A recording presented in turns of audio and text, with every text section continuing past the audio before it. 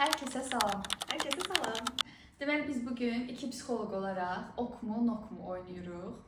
Bəli. Başlayaq. Başlayaq. Birinci sualımız budur. Pasiyent seansdan əlavə çox pisəm deyə bir mesaj atır. Ok mu, nok mu? Ok. Mənim üçün okdur, amma istisna bir məsələ var. Baxır hansı saatda. Çünki özlərinə də bildirirəm ki, iş saatının dışında atılan mesajlar növbəti gün cavablanacaq. Seansın iddialını son dəqiqə demək. Nok. Kesinlikle nok. Nok deyirik buna. Pasiyentin sosyal medya hesabını stoklamaq. Nok. Yəni açıq o qədər vaxtımız da olmuyor. Mən öz adıma Eləməmişəm. deyirəm. Elə bir şey eləmirik. Nok. Pasiyentin psixoloqunu sosial medyada takip etməsi. Ok mu, nok mu? Pasiyentin psixoloqu ok.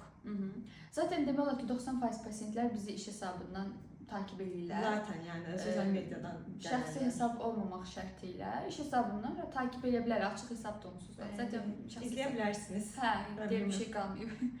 Sonra terapiya bitdikdən sonra dost qalmaq. Ok mu, nok mu? Bu biraz sual işarəsidir burada. Aha. Baxır müddətinə, yəni müddət çox keçsə okdur. Amma müddət ərzində qətiyyən nok. Mənim üçün də bu ok, nok ikisi bir aradadır. Çünki istisna bir neçə pasiyentim var ki, onlarla seansların dışında əlaqəni davam elətdiririk. Amma əlbəttə ki, artıq bu pasiyentlərə terapiya eləmirəm. Bəli, bu da var. Sonrasında növbəti psixoloqun öz həyatından misal çəkməsi. Ok mu, nok mu? Çox dərinə getmədən okdur, amma belə çox dərinə gedərsən yox, nokdur. Kiçik bir-iki dənə olub çəkmişəm, amma dərinə getmədən də, yəni misal çəkmək üçün olub. Zaten deyim ki, müasir psixoterapiyada bu mövzu artıq açıqdır müzakirəyə. Yəni çox şəxsi detallara girmədən misal çəkmək olar. Mənim üçün də okdur. Seansa gecikmək, amma müddəti tam istəmək. Ok mu, nok mu? Belə tələb eləyəndə nok, amma olub ki vaxtım olur, məsələn, eləmişəm. Ok olubdur yəni, amma tələb olunanda nok. Tamam, məndə də belə bir durum var. Əgər özüm gecikirəmsə, zaten avtomatik əlavə edirəm gecikdiyim vaxtı. Amma ki, pasiyent gecikirsə, bu zaman nok. Təəssüf. Diqqətə alın.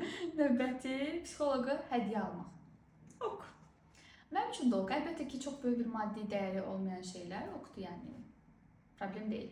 Və gəldik son suala. Eyni yerdə təsadüfən qarşılaşıb salam vermək. Ok mu, nok mu? Mənim salam verməyim nok, amma pasiyent salam verərsə ok. Yəni təxminən eyni fikirdəyik. Yəni əslində belə başa düşürəm ki, bu da zaten pasiyent üçün nəzərdə tutulur. Əlbəttə ki, pasiyentlərimiz bizi hər hansısa bir sosial digər ortamlarda görəndə salam verirlər. Bu da kifayət qədər okdur.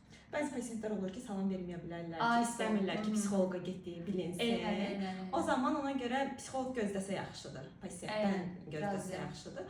O verərsə okdur, amma mən vermək istəmərəm şəxsən, tanısın. Eyni fikirdəyim. Belə, bu qədər. Ümid edirəm ki, sizin üçün də izləməsi zövqlü bir video oldu. Bizim üçün çəkməsi zövqlü oldu məsələn. Yəni fikirlərinizi kolleqalarımızdan da gözləyirik. Aşağıya yazarsınız.